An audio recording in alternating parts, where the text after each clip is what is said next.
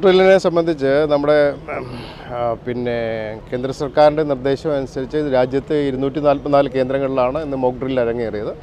അതിൻ്റെ ഭാഗമായിട്ടാണ് കോട്ടയത്തും ഇന്ന് നമ്മൾ ഡ്രിൽ സംഘടിപ്പിച്ചത്. ഇതിന് മുന്നോടിയായിട്ട് ബഹുമാനപ്പെട്ട ചീഫ് സെക്രട്ടറി, അഡീഷണൽ ചീഫ് സെക്രട്ടറിമാർ എന്നിവർ ഇന്നലെ തന്നെ കുറേയധികം സെറ്റ് ഓഫ് ഇൻസ്ട്രക്ഷൻസ് നൽകിയിരുന്നു. അതിൻ്റെ അടിസ്ഥാനത്തിൽ ഇന്നലെയും ഇന്നുമായിട്ട് വിവിധ ഡിപ്പാർട്ട്മെൻറ്റുകളെയും ഫയർഫോഴ്സിനെയും പോലീസിനെയും ഏകോപിപ്പിച്ചുകൊണ്ട് വളരെ ഭംഗിയായിട്ട് നമുക്ക് ഇതിൻ്റെ ഭാഗമായിട്ട് ഇത് കളക്ടറേറ്റിൽ തന്നെ മോക്ക് ഡ്രിൽ ചെയ്യാനായിട്ട് സാധിച്ചിട്ടുണ്ട്.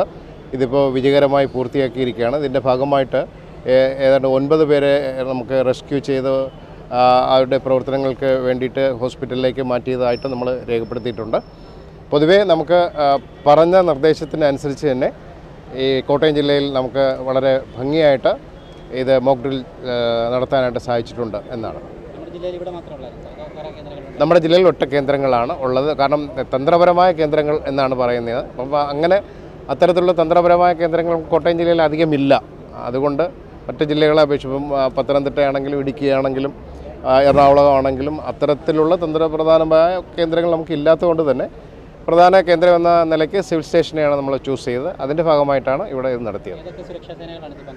ഇതിനകത്ത് police, fire force, national defence force, നമ്മുടെ ഇവിടുത്തെ സിവിൽ ഡിഫൻസ് ഫോഴ്സ്, ബാക്കിയുള്ള എല്ലാ ഡിപ്പാർട്ട്മെൻറ്റും മുഴുവൻ ഡിപ്പാർട്ട്മെൻറ്റും കൈകോർത്താണ് നമ്മൾ ഈ പരിപാടി സംഘടിപ്പിച്ചത്. Okay, thank you.